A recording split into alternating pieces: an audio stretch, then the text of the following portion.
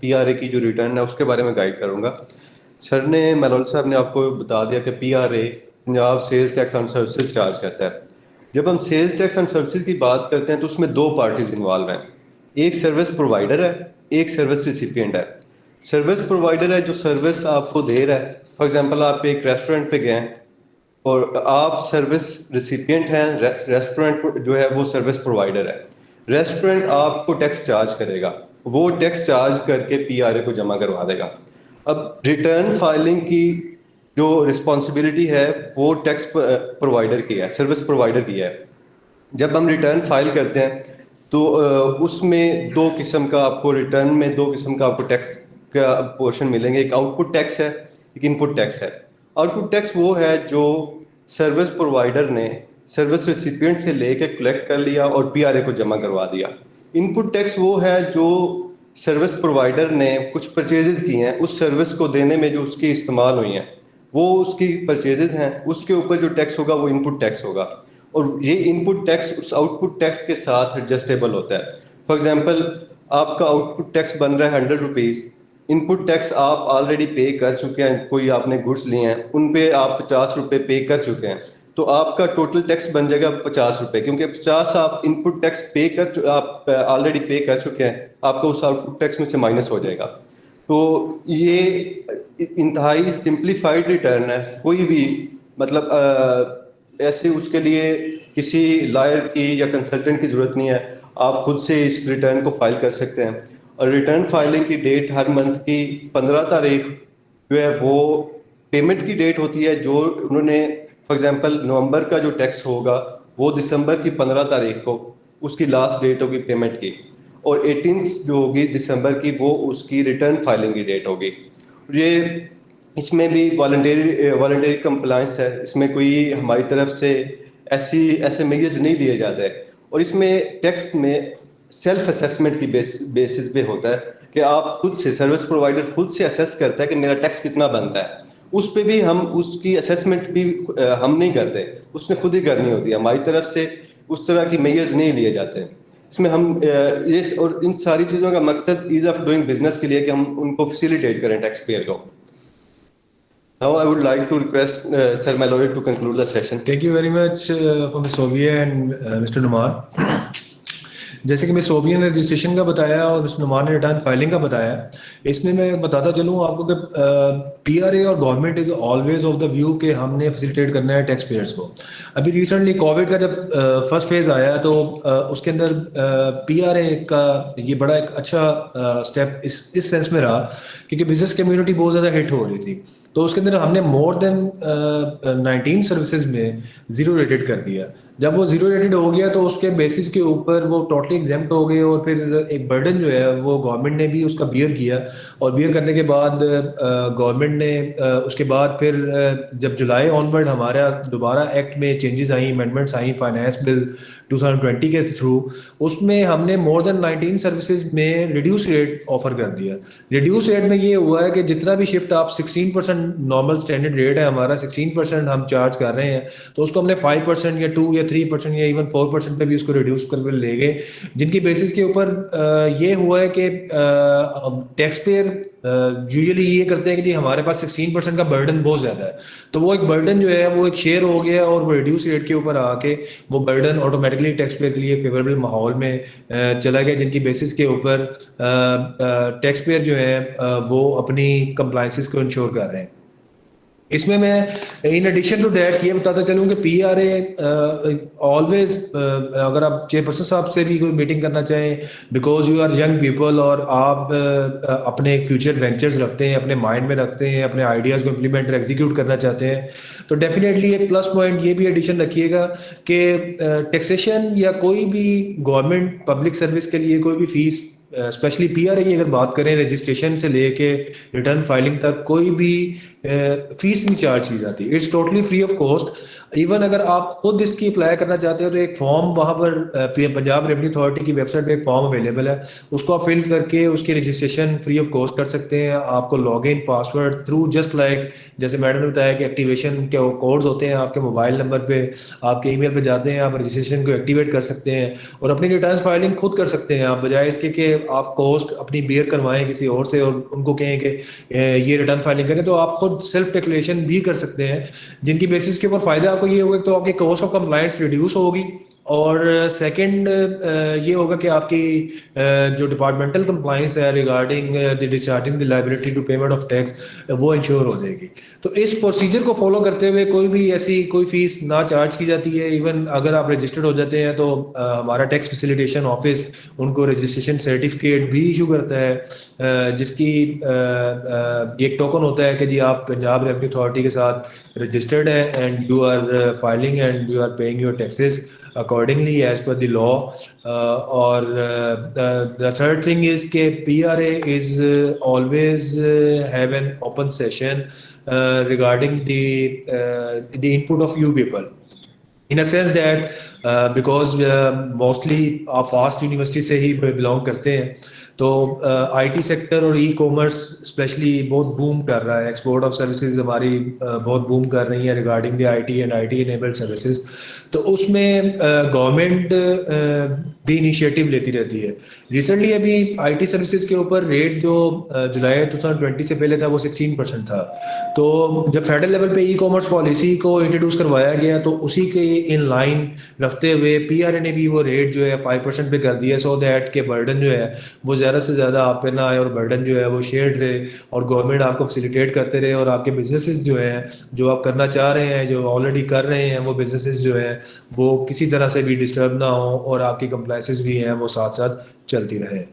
So it's all about Punjab revenue authority and I would like to Mr. Mohsin that if any of you have any questions then you are more than welcome. जी thank you so much. कुछ questions हैं जो students की तरफ से आ रहे हैं। एक क्वेश्चन ये है कि वो जैसे कि हमारी सीएस की यूनिवर्सिटी है तो वो कहते हैं कि अगर हम फ्रीलांसिंग वगैरह करते हैं तो उस पर भी टैक्स एप्लीकेबल होता है? अच्छा, उस पर इस तरह है कि फ्रीलांसिंग के ना कॉन्सेप्ट थोड़ा सा कॉन्सेप्ट इसको आपने समझना है इस तरह है कि फ्रीलांसिंग में सपोजिटली अगर आप लोकल फ्रीलांसिंग कर रहे हैं मींस पाकिस्तान में लोकल लेवल पे तो फ्रीलांसिंग उस तरह नहीं चल रही जिस तरह होनी चाहिए ऑर्गेनाइज्ड इकोनॉमीज में जैसे होती है। उसमें ये है कि अगर आप लोकल लेवल पे कर रहे हैं सर्विसेज प्रोवाइड कर रहे हैं तो देन यू हैव टू पे टैक्सेस एट एप्लीकेबल रेट, जो भी वहाँ पर एप्लीकेबल रेट है उसके मुताबिक आपने वो टैक्स भी वो इस तरह है कि वो टैक्स आपने अगले से चार्ज करना है, मींस आपने कस्टमर से चार्ज करना है। उसका इनडायरेक्ट टैक्सेस का यही होता है कि वो आपने नेक्स्ट पर्सन से चार्ज करके गवर्नमेंट को डिपॉजिट करवा देना है subject to adjustment of your input purchases. उसमें यह है कि अगर आप purely on the basis of export of service कर रहे हैं, सपोजिटली अगर आप बाहर सर्विस अपनी प्रोवाइड कर रहे हैं तो वो that is totally exempt from tax. उसमें ये है कि आप रजिस्ट्रेशन करवा के अपनी डिक्लेरेशन तो दे सकते हैं supposedly as per your payment advice और योर इनवॉइस आपने की हुई उसकी डिक्लेरेशन आप जरूर फाइल करें सो दैट कि आपकी ये एस्टैब्लिश हो कि गवर्नमेंट के पास जो फिगर्स अवेलेबल हैं वो as per the required figures बिल्कुल ठीक हैं और वो आप डिक्लेरेशन दे सकते हैं। बट उसके बाद टैक्स जो है वो बिल्कुल भी नहीं होता। Export of service is totally exempt from tax. जी जी ठीक है। और दूसरा क्वेश्चन ये आ रहा है कि जो हम फीस पे टैक्स हम देते हैं तो उसका रिटर्न फाइल करने का क्या प्रोसीजर होता है? सॉरी किसके ऊपर? जो हम फीस पे देते हैं यूनिवर्सिटी की फीस। यूनिवर्सिटी की फीस के ऊपर टैक्स, यूनिवर्सिटी की फीस के ऊपर टैक्स जो यूनिवर्सिटी आपसे चार्ज कर रही है तो यूनिवर्सिटी ही उसको डिक्लेयर करेगी डेफिनेटली। उस पर टैक्स पर ये है कि उसकी दो तरीक़ेकार हैं कि वो देखना पड़ेगा वो किस लॉ के तहत यूनिवर्सिटी आपसे टैक्स चार्ज कर रही है। इन केस अगर वो विद होल्डिंग टैक्स इनकम का चार्ज कर रही है तो वो डिक्लेयर होगा फेडरल बोर्ड ऑफ रेवेन्यू में। अगर वो सर्विसेज का विद होल्डिंग या सर्विसेज का टैक्स चार्ज कर रही है तो वो डेफिनेटली पंजाब रेवेन्यू अथॉरिटी में होगा। उसमें ये होता है कि एनटीएन आपका इशू वो होता है, उस एनटीएन के अगेंस्ट आपके पास रिटर्न जो है आप ओपन करके और उस रिटर्न में आप उसको सिंपली डिक्लेयर कर सकते हैं। सही। और वन लास्ट क्वेश्चन, वो जैसे कि सर ने जिक्र किया था कि आउटपुट टैक्स भी होता है तो ऐसा भी पॉसिबल है कि आउटपुट टैक्स जो पॉजिटिव में चला जाए और हम उसको रीइंबर्स करा सकें? जी बिल्कुल ऐसा होता है। उसमें आउटपुट टैक्स पॉजिटिव में नहीं जा सकता। उसमें रीज़न ये होती है, मैं आपको एग्जांपल दे देता हूँ। उसमें ये होता है कि जो आपका आउटपुट टैक्स होता है वो some services that is adjustable to your input tax. मैं दोनों साइड्स बताता हूँ आपको, then you would be able to understand that. One side is that कि आपका आउटपुट जो है वो 100 रुपीज़ है। Output means output tax. आपका आउटपुट टैक्स और जो टोटल लाइबिलिटी आपने सेल्स की हैं, सर्विसेज प्रोवाइड की हैं, वो 100 रुपये का टैक्स बना है। जबकि आपने जो सर्विसेज प्रोवाइड करने के अगेंस्ट पीछे परचेजेस भी की हुई हैं। सपोजिटली मैं मिसाल देता हूँ, आपने इलेक्ट्रिसिटी बिल पे किया, उसके ऊपर भी टैक्स दिया, आपने सुई गैस बिल पे किया, उसके ऊपर भी टैक्स दिया, आपने टेलीफोन का बिल यूज़ कर रहे हैं, टेलीफोन यूज़ कर रहे हैं, उसके ऊपर भी टैक्स दिया, जो कि in connection with the provision of that service है। तो उसके ऊपर ये होता है कि जो आउटपुट टैक्स है, वो इनपुट टैक्स जो आपने इन यूटिलिटीज के ऊपर दिया हुआ है वो एडजस्टेबल होता है। सपोजली आपका आउटपुट टैक्स बना है 100 रुपीज़ और आपने इनपुट टैक्स मीन्स के जो यूटिलिटीज के ऊपर इनपुट टैक्स दिया हुआ है आपने परचेजेस के ऊपर, वो 50 रुपीज़ है। तो आपकी जो नेट लाइबिलिटी है वो है 50 रुपीज़, वो आपने पे करनी है। अब इसको रिवर्स करते हैं।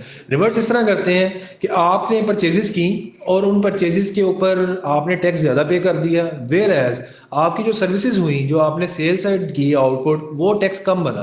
परचेजेस के ऊपर आपने 50 रुपीज़ का टैक्स पे कर दिया, लेकिन आपने सर्विसेज के अगेंस्ट उस रेलिवेंट पीरियड में होता है plus minus ups and down, business आते रहते हैं, तो उसके अगेंस्ट आपका आउटपुट टैक्स 25 रुपीज़ बना।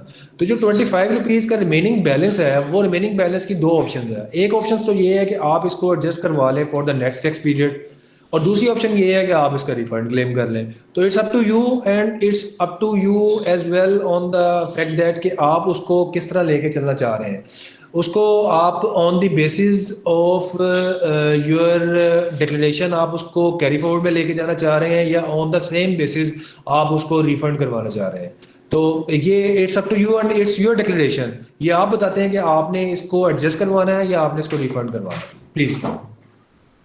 Right, thanks. और एक क्वेश्चन चैट बॉक्स में है कि वो कह रहे हैं कि कोई ट्यूटोरियल्स वगैरह होते हैं जिससे हम सीख सकें कि टैक्स फाइल कैसे करना है return.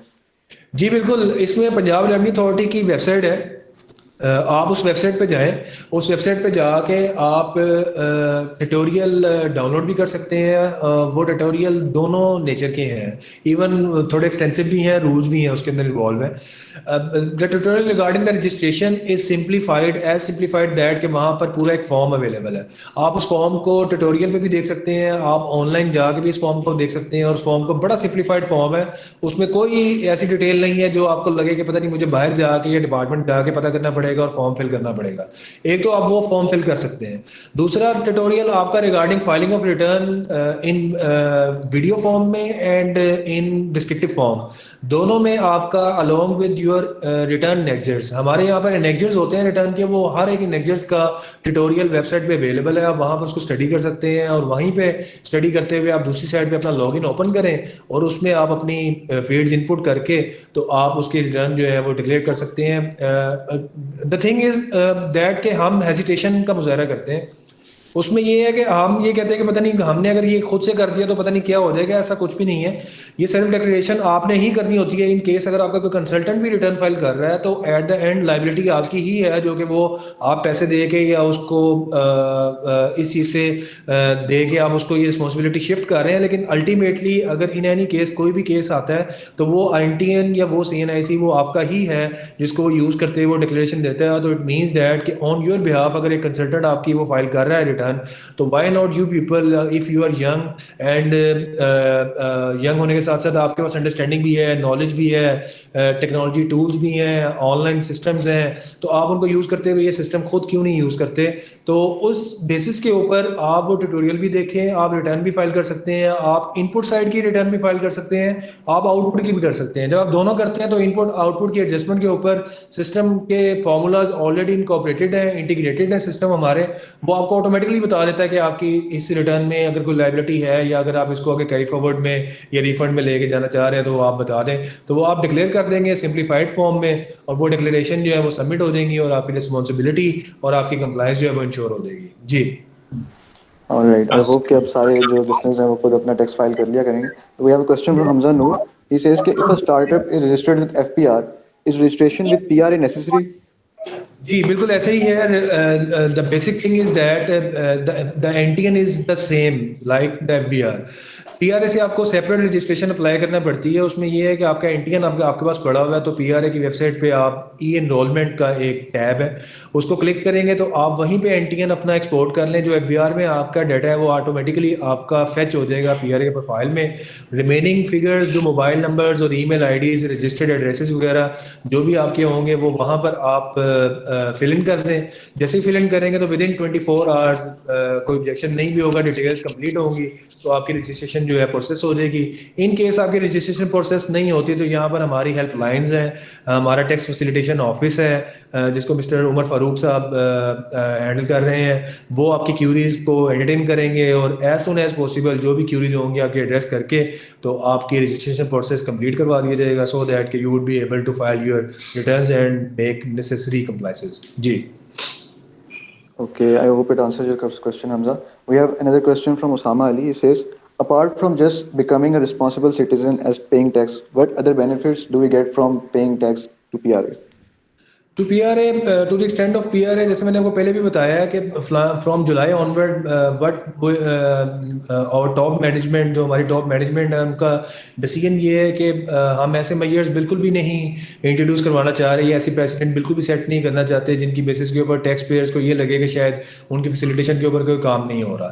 But we want that कि हम प्रोवोक और इनिशिएट ऐसा सिस्टम करना चाह रहे हैं कि जो वॉलंटरीली कंप्लाइंस के एनवायरनमेंट और कल्चर को प्रमोट करें।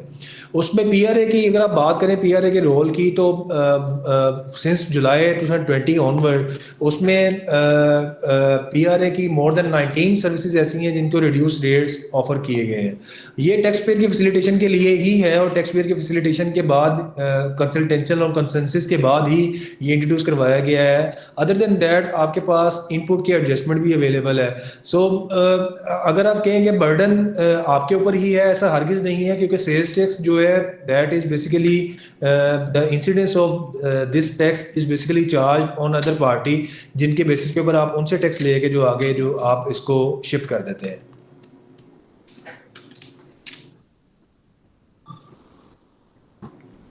जी Sir Bashir have some questions. Sir Bashir, if you would like to use your mic. Ji, thank you, Mohsen. I have a few questions. I'm Bashir Khan, Manager Career Services Office, Pass University, Lahore. First of all, let me thank you, PRA team, for taking time out for this important session, important and very informative session for our students. मुझे बस आपसे ये पूछना था कि एक तो as an like मैंने अपने यहाँ फाइल किया हुआ है रिटर्न, बट जो मेरा टैक्स बन रहा है it's like 2000 around something, right? लेकिन जो चार्जेबल टैक्स इन्होंने मेरा दिया हुआ है मुझे दैट्स 9576, ठीक है? इसमें इन्होंने रिफंड के लिए भी मैंने रिक्वेस्ट की है, जिसमें से ये मुझे 3070 रुपीज को जो है वो कर रहे हैं। लेकिन again my question is, although कि मैंने डायरेक्टली पीआर से भी चेक किया हुआ है, ठीक है, कि ये मेरा इतना टैक्स नहीं बना हुआ है, बट दे हैवंट रिस्पॉन्डेड मी। तो एक तो मैं इस पे चाहूंगा कि आप मुझे बता दें कि ये क्या गलती मेरे एंड पे हो सकती है या इनकी तरफ से कोई गलती हुई है जो इतना इन्होंने मुझे like it's like 4 to 5 times extra tax they have charged. आपका क्वेश्चन रिपीट करिएगा प्लीज। मैं ये कह रहा हूँ कि जो मेरा टैक्सेबल मतलब चार्जेस हैं वो अराउंड 2000 है, which is deducted by the employer, और वो उनको मतलब डायरेक्टली जो एक्सचेकर है उसमें जाते हैं, ठीक है? लेकिन जो मैंने फाइल रिटर्न की है, ठीक है, टैक्स उस पे 9000 मुझे वो चार्जेबल टैक्स दिखाते हैं। सो आई डोंट नो कि ये 9000 कैसे बन रहे हैं, क्योंकि I don't have any other source of income from where I get money and based on that जो है ये मतलब चार्जेस बने हुए हैं। अच्छा, आपका भी इस तरह से कि अगर आपकी पीआरए पे रजिस्ट्रेशन है तो आप अपने कंसर्न्ड ऑफिसर से रिक्वेस्ट कर सकते हैं कि उसके बारे में आपका केस प्रॉपर्ली देखा जाए। उसमें जैसे कि आपको बताया गया कि रिटर्न में डिफरेंट चीज़ें हैं, डिफरेंट एनेक्सेस हैं, उनको देख के और आपकी इनवाइसेस उनका एनालिसिस करने के बाद इसमें बताया जा सकता है कि आपका जो टैक्स का है वो किस तरह से ये डिफरेंस जो है वो निकल रहा है कि आपका 9,000 आपको पे करना पड़ रहा है? इसमें इन एडिशन टू दैट मैं आपको ये भी बता दूं कि एफबीआर और पीआरए का थोड़ा सा सिस्टम्स अलग अलग है। मैंने आपको पहले भी बताया कि एफबीआर इनकम टैक्स और sales tax on goods, FED and custom duties को देख रहा है, जबकि पीआरए जो है वो सेल्स टैक्स ऑन सर्विसेज को देख रहा है। To be exact, I don't know about your declaration whether it is in FBR and PRA. उसमें ये है कि आप जो टैक्सेबिलिटी की चार्जेबिलिटी का आपके अगर कोई इश्यूज हैं रिगार्डिंग पीआरए और एफबीआर इन जनरल मैं आपको बता देता हूँ। उसमें आप अपनी स्लैब को एक दफ़ा वेरीफाई कर लीजिएगा कि आपकी स्लैब में आप जो डिक्लेरेशन दे रहे हैं वो सैलरी के हेड में है या कहीं और है। तो on the basis of that आप ये एस्टेब्लिश कर सकते हैं कि आपकी डिक्लेरेशन कहीं गलत हेड में तो नहीं जा रही है। अगर गलत हेड में जा रही है तो उसकी कैलकुलेशन कहाँ पर एडजस्ट हो रही है, तो on the basis of that you can verify easily कि आपकी कैलकुलेशन जो है वो क्या बन रही है और आपकी डिक्लेरेशन ठीक जा रही है कि नहीं जा रही। चले ठीक है, थैंक यू। मैं इसका पीआरए के साथ रजिस्ट्रेशन करके और जो भी कंसर्न पर्सन एलोकेट होगा मैं अकॉर्डिंगली उनसे पूछ लूंगा। मेरी एक मजीद एक क्वेश्चन ये है कि एक तो जैसे आपने इलेक्ट्रिसिटी का जिक्र किया, तो इलेक्ट्रिसिटी के अंदर कितनी अमाउंट के ऊपर मतलब उसमें भी ऑब्वियसली डिडक्शंस डिफरेंट हेड्स के अंदर होती हैं, ठीक है, लेकिन उसमें एग्जैक्टली इनकम टैक्स का एसेट कोई नहीं है, ठीक है, तो उसका भी कोई आप जो अभी बात कर रहे थे कि इनपुट टैक्स और आउटपुट टैक्स, तो वो उसके अंदर आता है? आपका इनपुट इसमें नहीं बनता, क्योंकि आप इनपुट उसका बनता है जो सर्विस प्रोवाइडर है, उसने कोई परचेजेस की हुई है, उसने उन परचेजेस पे टैक्स दिया हुआ है। आपका इसमें इनपुट नहीं बनता आपका इसमें, क्योंकि आपके एम्प्लॉयर ने आपका टैक्स काटा है तो वो इनकम टैक्स होना चाहिए। ये एफबीआर से रिलेटेड है, वो एफबीआर में ही आपकी पीआरए की बात करेंगे तो पंजाब रेवेन्यू अथॉरिटी की 69 सर्विसेज है जो कि टैक्सेबल है। उनमें से भी कुछ सर्विसेज ऐसी हैं जिनके ऊपर इनपुट अलाउड है, आपको इनपुट क्लेम कर सकते हैं। To be very clear that के रेलिवेंसी बहुत मैटर करती है कि in connection to provision of that service, अगर आपकी परचेजेस जो हैं वो एक्सक्लूसिवली यूज हो रही हैं प्रोविजन ऑफ दैट सर्विस, तो आप इनपुट उसका क्लेम कर सकते हैं और वो इनपुट आप अपनी डिक्लेरेशन के थ्रू ही यहाँ पे डिक्लेयर करते हैं और सिस्टम ऑटोमेटिकली उसकी वर्किंग करके आपको आपकी लायबिलिटी जो है वो बता देता है। ठीक हो गया, thank you. Last question, just मुझे ये बता दीजिएगा कि मैंने रजिस्टर किया हुआ और मुझे जो मिला है टैक्स पेयर रजिस्ट्रेशन सर्टिफिकेट, ठीक है, इस पे नीचे लिखा हुआ है कि this is not a valid evidence of being a filer, ठीक है, for the purpose of classes 23A 35C of section 2, ये जो है द इनकम टैक्स ऑर्डिनेंस आपको जो है वो लेना पड़ेगा। You need to be a filer और फाइलर के लिए जो है वो करना पड़ेगा। This is not a valid proof of tax payer, ये just a tax payer registration certificate है। तो इस हवाले से आप मुझे बताएंगे कि exactly what next step to be taken इसमें एफबीआर में, क्योंकि उनके मॉडल्स रीवैम्प होते रहते हैं जस्ट लाइक पीआरए में भी रीवैम्प होते रहते हैं। इसमें अगर पीआरए के रिलेटेड आप बात करेंगे तो हम तो यहाँ पर सर्टिफिकेट, जो हमारा टैक्स फैसिलिटेशन ऑफिस है वो तो सर्टिफिकेट इशू भी कर देता है। और second thing is that we are also working के आपको ऑफिस ना आना पड़े, जहाँ पर आपका लॉगिन है वहीं से आप अपना सर्टिफिकेट डाउनलोड कर लें। अच्छा, अगर आपके उसमें सर्टिफिकेट में कोई पर्टिकुलर्स में कोई इशू है तो वो मॉडिफिकेशन आप अप्लाई कर सकते हैं, वो ऑनलाइन भी अप्लाई कर सकते हैं आप, और वो कंसर्न जो रेलिवेंट आपके कमिश्नरेट है उनको आप एड्रेस करके उनको आप प्रोसेस कर सकते हैं, सो दैट कि आपकी रेलिवेंसी ऑफ इंफॉर्मेशन जो चेंजिंग पर्टिकुलर्स में है वो एक्यूरेट हो जाए और आपके पास जो सर्टिफिकेट जो आपको एट द एंड जो आपको डिस्प्ले हो रहा है या पोर्ट्रे हो रहा है वो उसके अंदर डिटेल्स जो है बिल्कुल एक्यूरेट हो। Thank you so very much. We have few more questions from our listeners. Ruqayya is asking, what happens if we don't pay our tax at all for our startups? Does PRA keep any check on us? अगर कोई activity अच्छा, इसमें ये है कि अगर कोई बंदा टैक्स नहीं पे करता और इसमें ये है कि टाइम दिया जाता है उनको, ये नहीं है कि फौरन से वो टैक्स कलेक्ट कर लेना है। उसमें बाकायदा उनको नोटिस किया जाता है, कुछ टाइम दिया जाता है, जैसे 1 वीक का एक नोटिस पीरियड का टाइम होता है।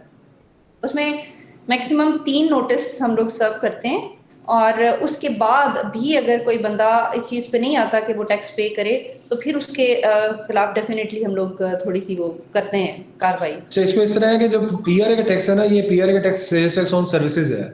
अच्छा, अगर सपोजली मैं आपको एग्जांपल देता हूँ कि कोविड के पीरियड के दौरान रेस्टोरेंट बंद रहे, आपके मैरिज हॉल्स बंद रहे, अभी फिर बैन इम्पोज हो गया हुआ रिसेंटली, तो सेल्स टैक्स ऑन सर्विसेज में ये है कि इसकी मंथली रिटर्न्स होती हैं।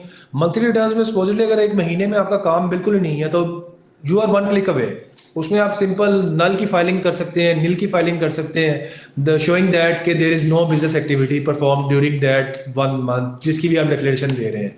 तो इसमें कोई कंपल्शन नहीं है कि आपने टैक्स देना ही देना है, ये ऐसी कोई बात नहीं है। ये it totally based on economic activity that the businesses are performing. अगर इकोनॉमिक एक्टिविटी है तो वो टैक्स आपने चार्ज करके डिक्लेयर भी कर देना है और डिपॉजिट भी करवा देना है। अगर इकोनॉमिक एक्टिविटी नहीं है तो आप नल की फाइलिंग जो है उसकी कर सकते हैं। इन एडिशन हम लोग देख लेते हैं, क्योंकि हमारे पास अपनी अपनी जुरिस्डिक्शंस हैं, एरियाज हैं, हमारे टैक्स पेयर्स से हमें इतनी नो हाउ ज़रूर है कि वो फलां बंदा या फलां टैक्स पे काम कर रहा था इस ड्यूरेशन में या नहीं कर रहा था। अगर हमें पता हो कि वो कर रहा था कोई टैक्सेबल एक्टिविटी, उसकी कोई इकोनॉमिक एक्टिविटी ऐसी थी जिस पे टैक्स चार्ज किया जाना चाहिए था, तो फिर हम उसको लाजमी परसू कर लेते हैं। लेकिन अगर हम लोग खुद इस चीज़ के बारे में क्लियर हों, जैसे होटल्स बन रहे हैं, रेस्टोरेंट्स बन रहे हैं, मैरिज हॉल्स बन रहे हैं, तो उसमें फिर हम लोग नहीं करते कि लाजमी आपको। बिल्कुल बिल्कुल, I agree with miss Sobia. उसमें ये चीज़ है कि ऐसा हरगिज़ नहीं है। देखें, एक बिजनेस कर रहा है एक बिजनेसमैन, ये कंपनी बिजनेस परफॉर्म कर रही है, वो टैक्स चार्ज भी कर रही है, बट वो टैक्स डिपॉजिट नहीं करवा रही, तो it's simply the case of tax fraud और टैक्स इवेजन। तो department is very vigilant about that cases. ऐसा हरगिज़ नहीं है कि हम उन केसेस के ऊपर कोई वर्किंग नहीं करते। डेफिनेटली अब उन्होंने टैक्स आपसे चार्ज की है तो that must be deposited to the government.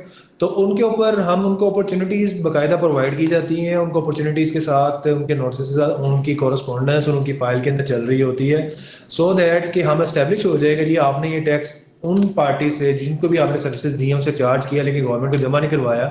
तो लेकिन ये बड़ा एट द एंड होता है कि हम रिकवरी की तरफ मूव करें या कोई कोर्ट से मैयर्स की तरफ मूव करें। लेकिन बिफोर दैट मैंने अगेन आपको ये बताया कि हमारा मकसद यही है कि हम वॉलंटरी कंप्लायंस के कल्चर को प्रमोट करें, सो दैट कि टैक्स पेयर्स की facilitation, cost of compliance, ease of doing business के मोटिव्स जो हैं वो अचीव हो सके। जी Thank अच्छा, you. मेरा One एक last question. जी मैं ये पूछना चाह रहा था कि मतलब मेरी लॉयर से बात हुई कि पंजाब ने काफ़ी अच्छी एक ऑनलाइन सहूलत दी हुई है अपने खुद फाइलिंग करने की। तो उन्होंने मुझे कहा कि जिस तरह आप डॉक्टर के पास जाते हैं, आप वेबसाइट से सिम्टम देखकर खुद दवाई तजवीज़ नहीं कर सकते, तो इसमें भी कॉम्प्लेक्सिटीज़ होती हैं, मतलब कि किसको लाइक रिइंबर्समेंट वगैरह, या आपको मेडिकल कितना मिल रहा है, आपको हेल्थ कितनी मिल रही है, या इस तरह की कुछ और उन्होंने कुछ पेचीदा बातें की। तो मैं ये पूछना चाहता हूँ कि अगर मैं मतलब ट्यूटोरियल से देख के खुद कर लेता हूँ और मेरे से कुछ गलत हो जाता है तो कितना बड़ा नुकसान हो सकता है, और अगर कुछ हो भी जाए नुकसान तो उसमें देखिए उसमें ना 2 चेक्स है, मैं आपको बता देता हूँ। ये आपका डिसीजन है कि आपने अपने कंसल्टेंट के पास जाना है या नहीं जाना। इसमें डिपार्टमेंट का कोई आप कहेंगे ना डायरेक्ट इंटरवीन करें और हम आपको डिस्करेज करेंगे इस तरह नहीं करना उस तरह नहीं करना, ठीक है। एक कंसल्टेंट अगर आपको कोई मशवरा दे रहा है तो on the basis of his wisdom और हिज इनसाइट और हिज एक्सपीरियंसेस वो आपको दे रहा होगा। But I am trying to say that कि देखें आपकी कॉस्ट ऑफ कंप्लायंस को रिड्यूस करने में डिपार्टमेंट का रोल इस तरह है कि जब डिपार्टमेंट आपको एक ट्यूटोरियल भी दे रहा है, आपके पास हर चीज़ ऑनलाइन अवेलेबल है, और जस्ट द थिंग इज कि आप उसको स्टडी करें और करने के बाद वही चीज़ जो आपका कंसल्टेंट कर रहा है वो आप खुद भी कर सकते हैं, यू आर कैपेबल इनफ, और आप उसकी डिक्लेरेशन दे सकते हैं।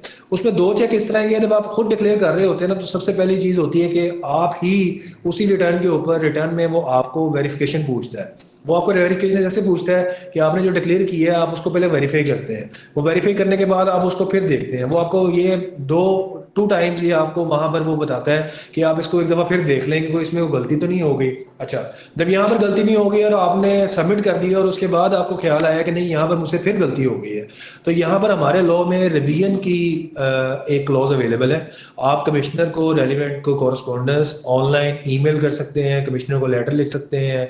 TELPRA एक एप्लीकेशन है, वहां पर आप अपनी क्यूरी रेज कर सकते हैं। तो वो आपकी revision on the basis of examination of that documents और डिक्लेरेशन, तो वो रिवीजन आपको अलाउ कर दी जाती है, कोई ऐसा इसमें इशू नहीं है। वैसे इन एडिशन टू दैट मैं ये कहना चाहूँगी कि क्योंकि 69 सर्विसेज हैं जो फिलहाल PRA देख रहा है, तो सारी की सारी सर्विसेज डिस्ट्रीब्यूट की गई हैं ऑफिसर्स में। कोई भी एक भी सर्विस ऐसी नहीं है जो किसी एक ऑफिसर के अंडर ना हो। अब जब आपको पता हो कि आपका कंसर्न्ड ऑफिसर कौन सा है, तो आप अपने कंसर्न्ड ऑफिसर से डायरेक्टली जाके मिल सकते हैं और उनसे अपने बिजनेस के डायनामिक्स जो है वो डिस्कस करने के बाद रिटर्न फाइलिंग के बारे में प्रॉपरली जान सकते हैं कि मैं किस तरह से इसको फाइल करूं कि मेरे से गलती के चांसेस जो है वो वैसे ही कम हों, ताकि आपको रिटर्न रिवाइज करने की ज़रूरत ही पेश ना आए। और दूसरा ये है कि हमारे पास टैक्स फैसिलिटेशन का पोर्टल अवेलेबल है, तो आप वहाँ पे उनसे जाके बात कर सकते हैं।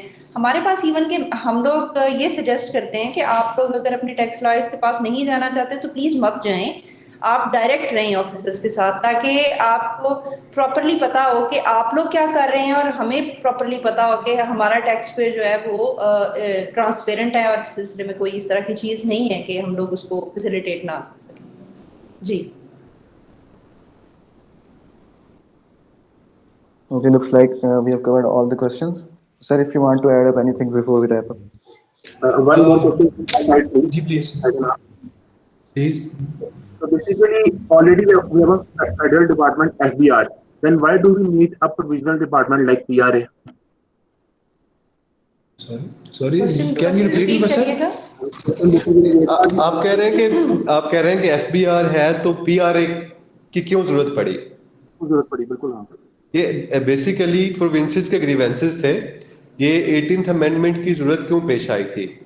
आप पाकिस्तान की पॉलिटिकल हिस्ट्री देखें तो प्रोविंसेस को शुरू से ग्रीवेंसेस थे कि हमें हमारा ड्यू शेयर नहीं मिलता, हमें वफाक हमारा शेयर नहीं देता, हमारे जितने टैक्सेस बनते हैं वो हमारा शेयर मिलता नहीं है। तो 18th अमेंडमेंट की जरूरत इसीलिए पेश आई थी कि प्रोविंसेस के ग्रीवेंसेस को दूर किया जाए। हर प्रोविंस को उसकी ये पावर दे दी जाए कि वो अपना टैक्स खुद कलेक्ट करे और अपने उसको जहाँ पे जरूरत है वहाँ पे खुद लगाए। इसलिए 18th अमेंडमेंट में ये पावर्स प्रोविंसेस को डेलीगेट की गई, जिसके नतीजे में ये प्रोविंशियल टैक्स अथॉरिटीज बनी।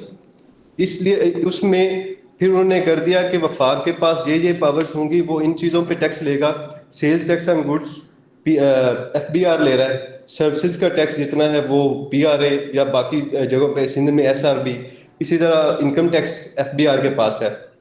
इसलिए जरूरत पड़ी थी कि प्रोविंसेस की ग्रीवेंसेस शुरू से चली आ रही थी जब से पाकिस्तान बना था। देखिए इकोनॉमी और आपकी जितनी भी इकोनॉमिक डेवलपमेंट जितनी भी है वो सारी की सारी जो है based on your self on generated revenue और you can say that the resources. उसमें ये है कि अगर जब ये ग्रीवेंसेस जिस तरह मैं बता रहे हैं कि अगर वहाँ पर एक ड्यू शेयर डिस्कस होता था तो जब उस शेयर ने रिगार्डिंग प्रोविंसेस आना होता था तो वो there are so many processes involve in that. तो on the basis of on the other side वहाँ पर ये हुआ कि वो मैंडेट 18th अमेंडमेंट के थ्रू प्रोविंसेस को दे दिया गया कि जो अमाउंट जो रिसोर्सेज वफाक ने फेडरल ने आपको देने हैं प्रोविंसेस को, वो प्रोविंसेस खुद जनरेट करके खुद इनिशिएट वहाँ पर कलेक्शन और रेवेन्यू मोबिलाइजेशन करके खुद ही वहीं पे जो भी डिफरेंट रिफॉर्म्स और इकोनॉमिक डेवलपमेंट के प्रोजेक्ट्स हैं उनके पर स्पेंड कर सकता है इजीली। ताकि एक तो ये चीज़ है कि यहाँ पर रिसोर्सेज की वो चीज़ जो है वो डिस्ट्रीब्यूशन जो है वो भी हो जाए, और सेकंड चीज़ ये है कि एक स्पेशलाइज्ड जो मैकेनिज्म है वो इंट्रोड्यूस करवा दिया जाए जिसकी बेसिस के ऊपर ये हो कि प्रोविंसेस अपनी रेवेन्यू मोबिलाइजेशन खुद कर सकें, बजाय इसके कि वो वफाक की तरफ देखें और वफाक जो है वो लोन्स की तरफ, फॉरेन लोन्स और फॉरेन फंडिंग और डोनेशंस की तरफ देखे।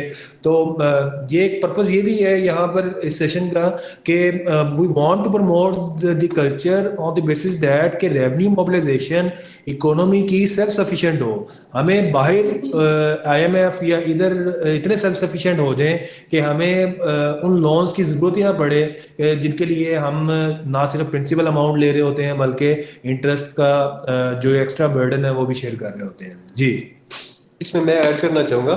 इसमें आपका क्वेश्चन था कि एफबीआर होने के बावजूद आपने पीआरए क्यों बनाया। अभी लोकल गवर्नमेंट्स आ रही हैं तो गवर्नमेंट चाह रही है कि कुछ टैक्सेस, कुछ पावर्स लोकल गवर्नमेंट्स को भी दे दिया जाए। असल में बेटर गवर्नेंस के लिए ये किया जाता है कि डेलीगेशन ऑफ पावर नीचे तक पावर्स दी जाए ताकि रेवेन्यू मोबिलाइजेशन नीचे तक हो और बेटर गवर्नेंस के लिए किया गया। जी, और बात ये कि जैसे आपने बताया कि आप लोगों ने कोविड के अंदर लोगों को फैसिलिटेट करने के लिए सर्विस पे टैक्स कम किया, 16% से 5% पे आ गए। तो ठीक है हम टैक्स पे कर रहे हैं सर्विसेज के ऊपर, लेकिन उसके अलावा हमें क्या बेनिफिट मिल रहा है टैक्स पे करने का? बेनिफिट इन सेंस किस किस्म के बेनिफिट्स, आप थोड़ा एलैबोरेट करते हैं प्लीज? देखिए ना, एक तो हम एज रिस्पॉन्सिबल सिटीजन होते हुए टैक्स पे कर रहे हैं पीआरए को सर्विसेज के ऊपर, लेकिन उसके अलावा हमें क्या बेनिफिट्स मिल रहे हैं इसके अलावा? देखो ये I am speak here to represent the Punjab revenue authority, it's totally the decision of the government. Government के क्या डिसीजन, रेवेन्यू मोबिलाइजेशन और रेवेन्यू जनरेशन के हवाले से तो हमारा रोल, क्योंकि we are basically the enforcement body जो कि Punjab sales tax on services act 2012 को इन्फोर्स कर रही है। जो इनिशिएटिव्स और जो बेनिफिट्स डेफिनेटली जो आपके अराउंड प्रोजेक्ट्स जितने भी चलते हैं, सपोज मैं छोटी सी मिसाल देता हूँ, आप जब घर से निकलते हैं तो आपके सामने आप रोड यूज कर रहे हैं, आप एक वो रोड डेफिनेटली आपके ही टैक्स पेयर्स के मनी होती है जो डिपॉजिट हुई होती है, और गवर्नमेंट की अप्रूवल से वो उनकी कंस्ट्रक्शन चल रही होती है, उनके प्रोजेक्ट्स चल रहे होते हैं। डिफरेंट प्रोजेक्ट्स जो गवर्नमेंट इनिशिएट करती रहती है, जो होते भी रहते हैं, जो कंप्लीट भी हो जाते हैं। इट डजंट मीन दैट कि गवर्नमेंट कहीं और से वो पैसे लगा के तो वो स्पेंड कर रही होती है, वो स्पेंडिंग डेफिनेटली वो आप लोगों की ही कंट्रीब्यूशन होती है जो गवर्नमेंट को ये एक स्टेप लेने में, इनिशिएट लेने में इन्वॉल्व होती है कि जी गवर्नमेंट जो है ये डिलीवर कर रही है, और पब्लिक सर्विस डिलीवरी जो है और सिविक सर्विसेज जो आपको मिल रही हैं वो इन्हीं अमाउंट से मिल रही होती है। जी इसमें मैं ऐड करना चाहूँगा कि स्टेट के पास और इतना सोर्सेज नहीं होते कि वो इन सारी चीज़ों को मैनेज कर सके। ये टैक्स के पैसे से ही स्टेट्स चलती हैं। इंडिविजुअल बेनिफिट्स जो मिलते हैं, जितना आपके हेल्थ केयर है, पब्लिक एजुकेशन है, डेवलपमेंट के जितने इंफ्रास्ट्रक्चर डेवलपमेंट जितनी हो रही है वो टैक्स के पैसे से ही हो रही है। अदरवाइज गवर्नमेंट के पास कौन से सोर्सेज हैं? जी अस्सलाम वालेकुम। वालेकुम सलाम। मेरा ये क्वेश्चन है कि जो लोग पहले से एफबीआर के साथ रजिस्टर्ड हैं और वो टैक्स पे कर रहे हैं, 18 अमेंडमेंट के बाद ये पीआरए वगैरह वाला जो सूबाई सतह पे आपने बताया कि वो ये कर रहे हैं, इन्फोर्स कर रहे हैं कि सूबाई सतह पे कलेक्शन की जाए और सूबों को इस बात की अथॉरिटी हो कि वो मतलब मैनेज करें इन चीजों को।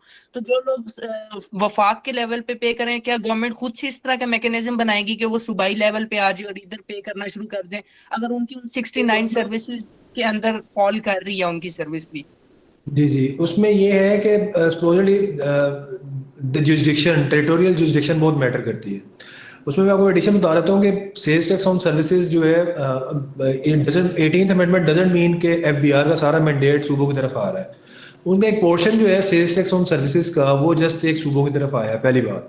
दूसरी बात ये है कि अगर आप वो सर्विस प्रोवाइड कर रहे हैं with in the territorial boundary of Punjab, तो पंजाब का टैक्स पंजाब में होगा। सपोजली एक ऑर्गेनाइजेशन है वो ऑल ओवर पाकिस्तान ऑपरेट कर रही है, तो उसमें उन्होंने 4 प्रोविंसेस के लॉज जो हैं उन पर एप्लीकेबल हो जाते हैं। उस पर एक in addition to that what we are trying to do is that we are offering, जो कि नियर फ्यूचर में बड़ा एक अच्छा स्टेप होगा, हार्मोनाइज सिस्टम की तरफ हम मूव कर रहे हैं, पहली बात। और दूसरी बात ये है कि हम सिंगल रिटर्न की तरफ आ रहे हैं।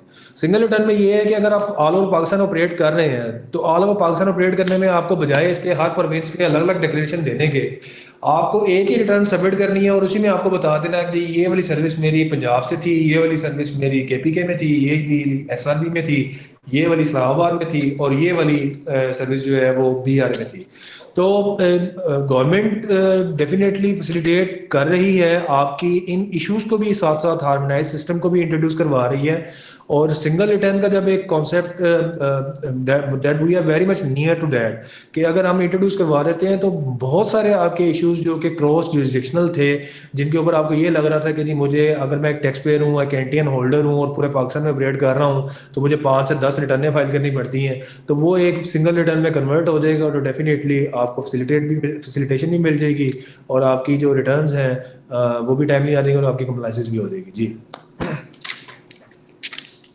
तो इसके अलावा अभी लास्ट बजट के अंदर पंजाब गवर्नमेंट ने रेस्टोरेंट्स के ऊपर टैक्स 16% से 5% कर दिया था, लेकिन जो इंटरनेशनल चेन्स हैं लाइक जैसे कैश और मैकडॉनल्ड्स वगैरह और पापा जॉन्स वगैरह, इन्होंने ये भी अभी 16% ही चार्ज कर रहे हैं। तो आप इम्पोर्ट नहीं करेंगे, वो 5% पे करेंगे, वो पंजाब में ही काम कर रही हैं। अच्छा, इसमें इसमें मैं आपको ये बताता चलूँ कि इनके इनके लिए एक नोटिफिकेशन हमने इशू किया हुआ था with most of the conditions, आपको ना पंजाब रेवेन्यू अथॉरिटी की वेबसाइट में मिल जाएगा। उसमें ये था कि अगर वो 5%, 16% और 5% अगर कार्ड पेमेंट पे आपसे 5% नहीं ले रहे, तो वो इस चीज़ के ऊपर पंजाब रेवेन्यू अथॉरिटी से एक लेटर इशू करवाएंगे सपोजिटली, या कोई भी केस के अगेंस्ट, वो बाय केस इशू होता है, वो इशू करवाएंगे। अगर इन केस आप जा रहे हैं सपोजिटली और उनके पास इस तरह की डिटेल्स नहीं है, आपकी डिमांड करने पे भी वो नहीं देते, तो उस पर ये चैनल है कि आप टेल पीआरए की वेबसाइट पे उनसे आप पेमेंट कार्ड से करें। आप टेल पीआरए की वेबसाइट पे कंप्लेंट लॉग करें उनके अगेंस्ट जो भी आपको वहां पर इशू फेस करना पड़ा, और यहाँ पे जो कंसर्न ऑफिसर है वो already they are on it, और वो उसको टेकअप करते हैं। और जो भी हमारे यहाँ पर एज पर लॉ पेनल्टीज या जो भी वो टैक्सेशन है वो यहाँ पर एड्रेस करते हैं। और in case we sure to that कि अगर आपसे 1 रुपया भी लिया जाएगा तो वो वी श्योर टू दैट कि हमारा सिस्टम वहाँ पर ऑलरेडी इंस्टॉल्ड है EIMS के नाम से। तो अगर वो वहां से भी कोई इवेजन हो रही है तो वी इंश्योर दैट कि जो भी अमाउंट टैक्स वहां पर कलेक्ट की जा रही है वो पीआरए को मिल रही है। अगर फिर भी मैं again I am saying that अगर आपको फिर भी वहां पे कोई इश्यूज आ रहे हैं तो you can launch your complaint via an email और टेलीफोन और टेल पीआरए। मैंने आपको एप्लीकेशन मोबाइल एप्लीकेशन बताई है, उसमें आप स्क्रीनशॉट्स के साथ बकायदा एक कंप्लेंट या एक फीडबैक लॉन्च कर दें तो डेफिनेटली उस पर भी एक्शन जो है वो एनफोर्स करवा दिया जाएगा। तो आपने जवाब दिया, लेकिन जब रस्सी वालों को अपने कार्ड से पेमेंट करते हैं तो उनका से जवाब ये होता है कि ना हमने कोर्ट से स्टे लिया हुआ है तो हम 16% टैक्स चार्ज करेंगे, और हम ओवरऑल कंट्री ऑपरेट कर रहे हैं, हम सिर्फ पंजाब में नहीं कर रहे ऑपरेट, तो हम लोग FBR से रजिस्टर्ड है, पीआरए से वैसे नहीं, ऐसे मतलब उसमें देखिए अगर आप पीआरए की बात करेंगे तो पीआरए व्हाट वी वांट के मतलब हम एज पर लॉ चलते हैं। मैंने आपको बताया लॉ ये है लॉ आपको कहता है कि जी 16% आपका कैश के ऊपर है और 5% आपका क्रेडिट कार्ड की सेल्स के ऊपर है, ऐसे ही है। लॉ में मजीद फर्दर ये कहा गया कि सपोजिटली अगर ये इंटरनेशनल चेंज भी ऑल ओवर पाकिस्तान भी ऑपरेट कर रही हैं, बट एवर मतलब जहाँ भी ऑपरेट कर रही हैं, हम डिस्करेज नहीं करते हैं। हमने लॉ में ये कहा है कि जी ठीक है, अगर आप ऑपरेट कर भी रहे हैं तो आप अपनी कंप्लायंसेस इन कंडीशंस को फुलफिल कर दें और हम आपको एक लेटर दे देते हैं, then you would be able.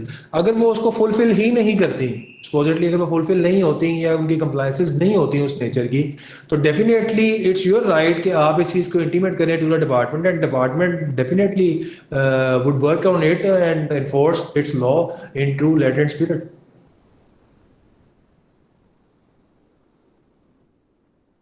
Thank you so much. जी, if anyone else has any questions, officers around to answer, please.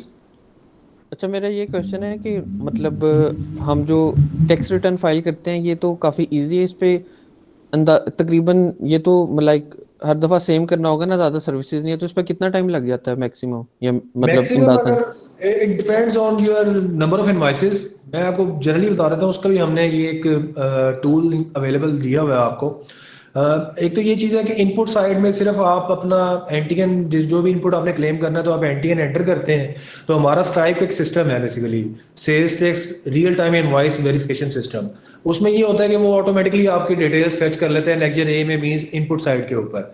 अच्छा, अब रह गई एनेक्जर सी आउटपुट साइड। आउटपुट साइड में ये है कि depends on your total number of invoices. Supposedly अगर आपकी इनवॉइसेस का क्वांटम इन नंबर्स बहुत ज़्यादा है तो हमने टूल अवेलेबल आपको किया हुआ है कि आप एक्सेल फॉर्म में उसको बना लें और उसको आप इंपोर्ट कर लें अपने पोर्टल पे, तो ऑटोमेटिकली वो आपके नेक्स्ट में फिल इन हो जाएंगी।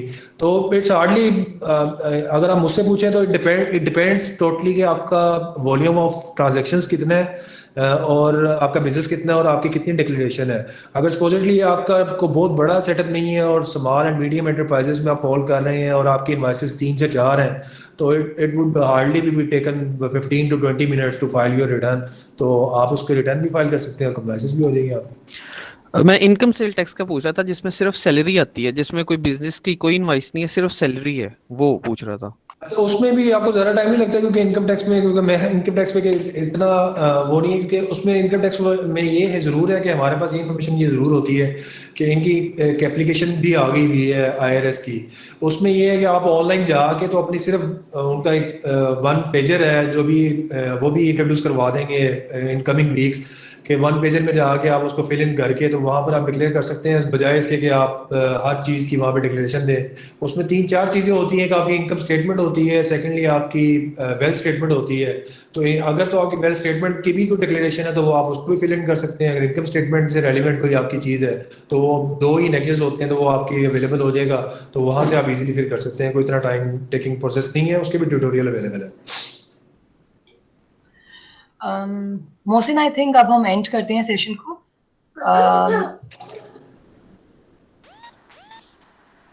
जी ठीक है, I think there are more questions, there are so many questions जिनको ने एड्रेस कर दिया। अब थोड़ी बहुत क्वेश्चंस की रेपिटेशन भी होना शुरू हो गई है। Thank you so much Mohsin for moderating this session, and thank you so much for to all of you for basically giving this such a useful information to all our students. बस मेरी एक question या एक post था कि आप please Umar से कहिएगा कि अगर कोई जैसे ईमेल है ऐसा जिस पे बच्चे आपको डायरेक्टली रीच कर सकें, so that you can easily answer their questions, तो इन लोगों के लिए थोड़ा सा इजी हो जाएगा, फिर ये आपको डायरेक्ट अपनी क्वेरीज भेज सकते हैं और आप अगर कुछ उसमें इनके लिए रिजॉल्व कर सकते हैं तो वो एक एडवांटेज हो जाएगा। जी उसमें हमारा जी बिल्कुल, उसमें हमारा फोरम इज ऑल, जो पीआरए का फोरम है वो दैट इज अवेलेबल। अगर आप even you can meet the chairperson, तो any time chairperson is available in his office during office hours, आप मिल सकती हैं। पहली चीज। दूसरी चीज ये है कि ये सेशन करने का भी मकसद ये था कि व्हाट वी वांट कि हम यूथ के अंदर एक पैराडाइम शिफ्ट लेके आए। Exactly. उनकी रिस्पांसिबिलिटीज हैं और एक फियर होता है जो माइंड में जो बना दिया जाता है फियर, उस फियर को खत्म करना है बेसिकली। बिल्कुल, और एक पैराडाइम शिफ्ट आए और कंप्लायंस का कल्चर जो है वो प्रमोट हो। थर्ड थिंग इज कि वो ईमेल आईडी भी मैं उमर को कहकर शेयर करवा दूंगा। एक टेल पीआर की एप्लीकेशन है, आप टेल पीआर है, क्योंकि मोबाइल इज बेसिकली, क्योंकि आजकल दौर ही मोबाइल का है, तो टेल पीआर की एप्लीकेशन पे आप अपने प्रपोजल्स, इवन अगर आपने ज्वाइंट प्रपोजल देना है तो आप चेयरपर्सन को भी लिख सकते हैं, क्योंकि we always learn from you people के वहाँ पे बैकग्राउंड में आप चाहते क्या हैं, आपके कौन से इनिशिएटिव आप चाहते हैं कि ये इनिशिएटिव हो तो उसको इम्प्लीमेंट किया जाए। तो गवर्नमेंट इम्प्लीमेंट करती है, ऐसा हरगिज नहीं है कि हम आपकी कंसल्टेशन या कंसेंसस के बगैर हम इम्प्लीमेंट कर दें। We always different associations forums पे ये मीटिंग्स चलती रहती हैं, ये प्रपोजल आते रहते हैं, तो you are more than welcome कि आप अपना प्रपोजल प्रेजेंट करें चेयरपर्सन को थ्रू ईमेल और थ्रू एप्लीकेशन, सो दैट कि हम अकाउंट फॉर करके उसको भी इम्प्लीमेंट करें। Thank you so much for, thank you so much, thank you very much, thank you. अल्लाह हाफिज। हाफिज। खुदा हाफिज।